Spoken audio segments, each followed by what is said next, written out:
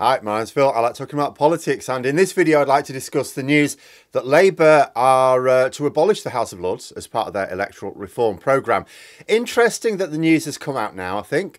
Perhaps, only perhaps, a sign that they want to get a debate on electoral reform going in public in order to lay the groundwork for reform of, well, maybe the House of Commons as well. But we will see. But first, if you'd like to be notified of daily news and politics, please subscribe to the channel and click the bell notification icon.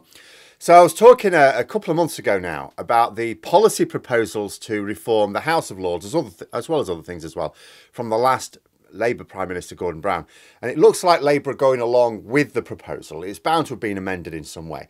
There was a report in The Observer today that says that Starmer's Labour will abolish the House of Lords and replace it with an elected chamber to restore trust in politics.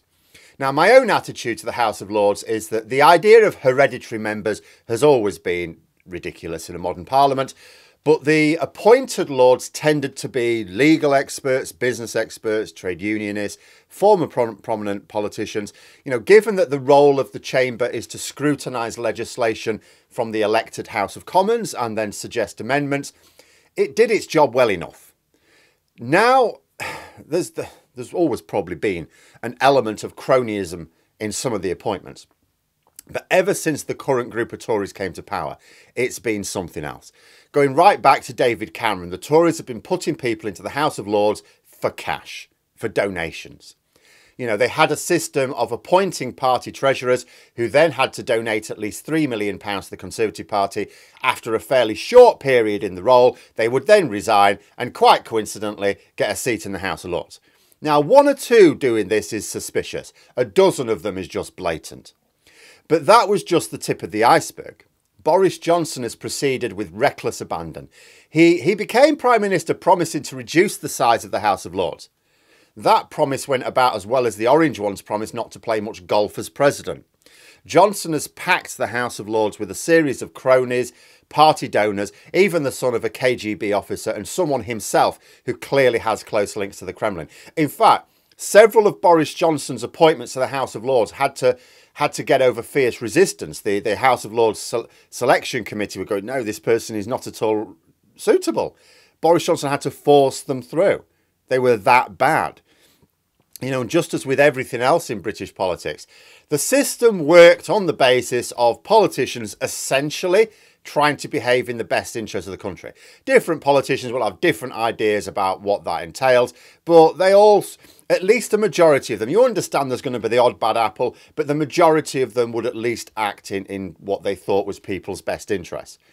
If you get a government with no virtues at all, no boundaries, the system just collapses. You know, some of the people Johnson has thrown into the Lords have got nothing to offer. Nothing at all. What good is a former cricketer at scrutinising legislation?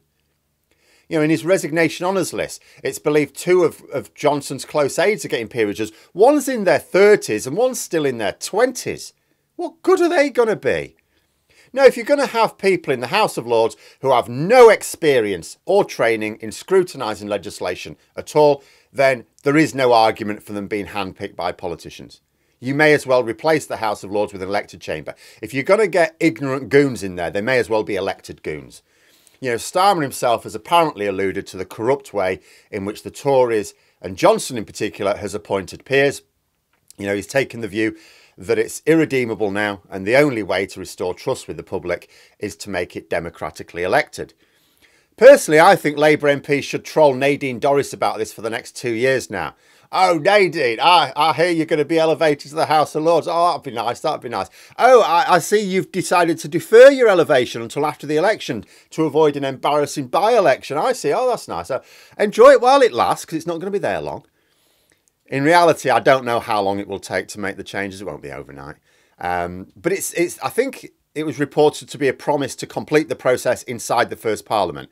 So that would realistically mean a plan to have the whole thing completed within 3 years after taking power. Because normally the way you look at it, although a Parliament can be 5 years long, if the party in government's doing well, they like to have an election after 4 years.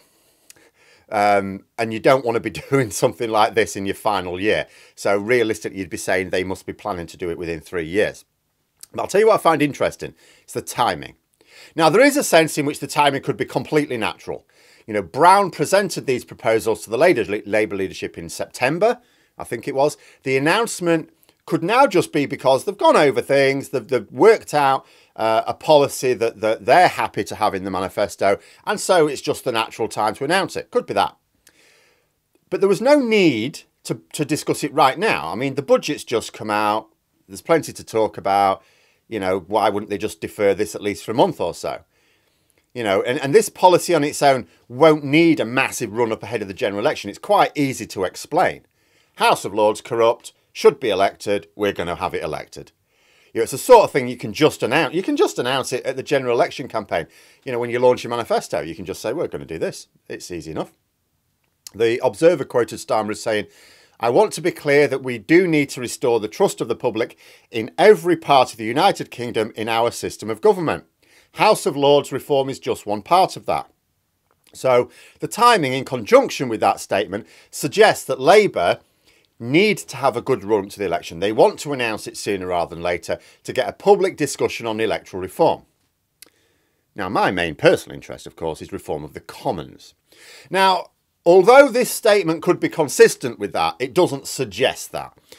You know, even saying that the House of Lords is just one part of this plan doesn't necessarily follow that they'll be talking about reform of House of Commons. There were other proposals from Gordon Brown as well. Much greater levels of devolution, which we know Starmer's keen on. You know, not just the already devolved parliaments and the Assembly in Northern Ireland, but drilling down to much more local levels of government. I don't just mean councils or giving councils more power to deal with local matters, but the idea from Brown was ways of having democratically elected local groups to promote bills in Parliament at the national level. You know, a connection between Westminster and every part of the UK to avoid this feeling of Westminster being this otherworldly place that's too far detached from your own concerns. Now, what these plans will look like exactly will still have to be seen. We know something of what Brown's proposals were, but we don't know to what extent they've been modified before being accepted by the leadership. But anything even remotely close to what Brown has been suggesting would absolutely need public debate kicking off sooner rather than later. You know, these are huge reforms.